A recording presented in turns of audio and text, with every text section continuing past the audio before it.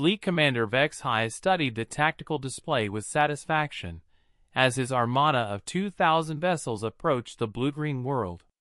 Intelligence reports indicated a technologically inferior species that had barely achieved interstellar flight. Their primitive ships posed no threat to the Dominion's advanced fleet. Target acquisition confirmed, announced Weapons Officer Kraltaith. All plasma batteries locked onto population centers. We'll have this world cleansed within the hour. Vex-High nodded approvingly. The Dominion's expansion had been methodical. Identify worlds with useful resources, eliminate native populations, establish colonies. This particular system showed promising mineral deposits and abundant water. The indigenous bipedal species would be efficiently removed.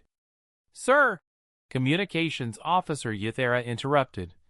We're receiving multiple transmissions from the planet's surface. They appear to be surrender offers.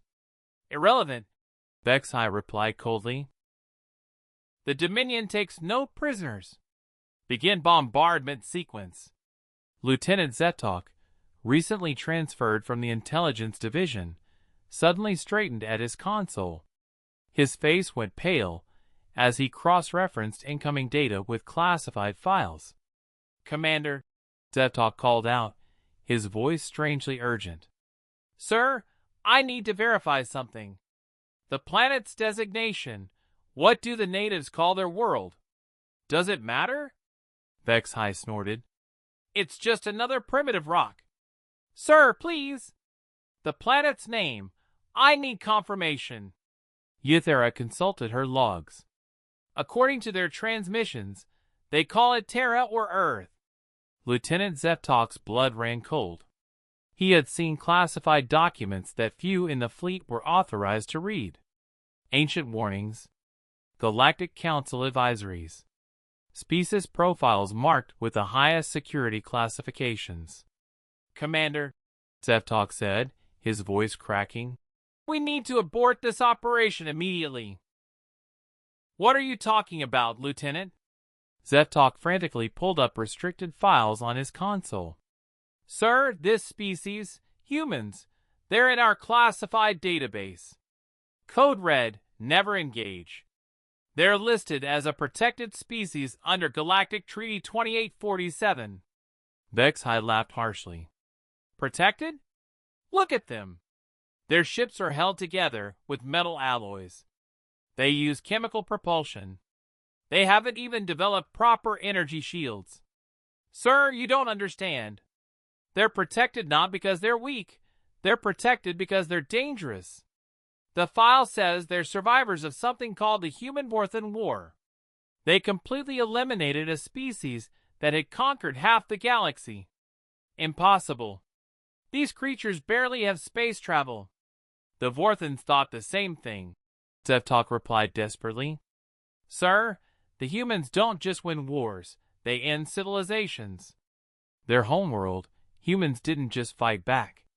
They hunted down every Vorthan colony, every outpost, every ship. They made the entire species extinct within 50 standard years.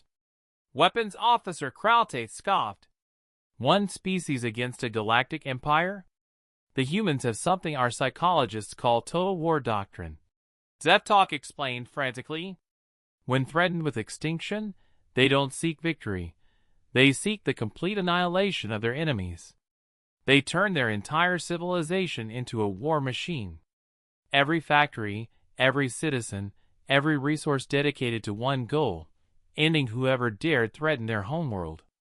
On the screen, more human vessels appeared, not military ships, but converted cargo haulers, civilian transports, even scientific vessels, all bristling with improvised weapons. Sir, the sensor operator reported, I'm detecting massive energy buildups across the planet's surface. It appears they're converting their industrial capacity to weapons production in real time. Zetok's hand shook as he read further into the classified files. Commander, when humans fight for survival, they don't follow conventional warfare rules. They weaponize everything. Their atmosphere, their weather, even their orbital mechanics. The Vorthons never understood what hit them. Vexhai stared at the growing number of human ships on his display. What had seemed like a handful of primitive vessels was becoming a swarm. The file says, Zeftok continued, his voice barely a whisper, that humans are the only known species to have committed successful genocide against a more advanced civilization. They're not protected because they need help. They're protected because the galaxy needs protection from them. Suddenly, the tactical display exploded with new contacts. Hundreds, then thousands of ships emerging from the planet's dark side. The humans hadn't been unprepared. They had been waiting. Stop! That's Earth! Zeftok screamed. But it was too late. The first human missile had already left its tube, beginning a war that would end with the Dominion's name forgotten by history.